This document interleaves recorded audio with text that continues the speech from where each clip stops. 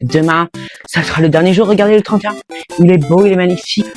Allez, on va se concentrer sur le aujourd'hui parce que le aujourd'hui, c'est pas le demain.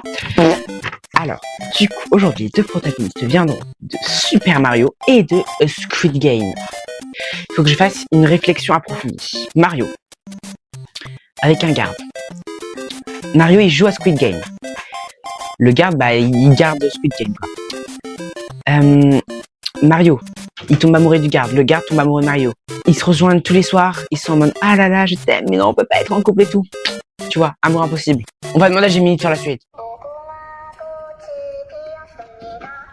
La lune, rouge comme la tenue des gardes, planait sur l'île du jeu. Dans le dortoir, Mario, le plombier joyeux et coloré, n'arrivait pas à trouver le sommeil. Non pas à cause du danger, mais à cause d'un regard, celui d'un garde à la tête triangulaire. Oh! Chaque jeu était une torture pour Mario. Non pas la peur de mourir, mais la peur de le perdre de vue. Le garde, lui, souffrait en silence. Sa mission était de surveiller, de punir, de tuer. Mais son cœur battait pour un participant. Un homme si différent de ce monde. Un homme qui, au lieu de pleurer, avait toujours un mot gentil pour ses compagnons. Le soir, il se retrouvait en secret. Les masques tombaient, les mots se libéraient. Mario racontait ses aventures dans le royaume champignon. Ses combats contre Bowser, ses sauvetages de la princesse. Le garde, dont le nom était en fait Jun-Ho, parlait de sa vie avant le jeu, de ses rêves brisés, de sa solitude. Est-ce que Jun-Ho existe vraiment? Jun-Ho, c'est le policier. Celui qui sert un peu à rien.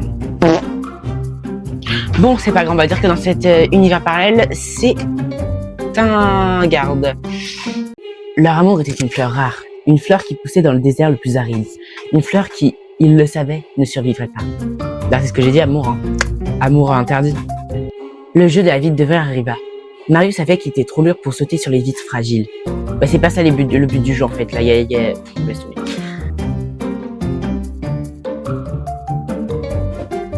Mario, avec un sourire triste, murmura. Ah, je te verrai dans l'autre vie. Ah, c'est trop triste. Jun-Ho, impuissant de ne plus rien faire. Il regarda Mario sauter, une étincelle d'espoir dans les yeux. Puis, le bruit de la vitre brisée, le plombier tomba. Jun-Ho, le cœur brisé, ne put se résoudre à quitter cet endroit. Il devint le gardien de la tombe de Mario et de son amour impossible. Chaque soir, il se rendait sur la plage, regardait la lune rouge et parlait à la mer. Oula, on doit peut-être prendre un rendez-vous chez le psy. Ses mots étaient des larmes, et ses larmes étaient des vagues. Il avait trouvé l'amour, mais il l'avait perdu. Et maintenant, il était prisonnier de son chagrin. Mais en même temps, j'ai envie de te dire, c'était un peu prévu d'avance, hein. Bah oui.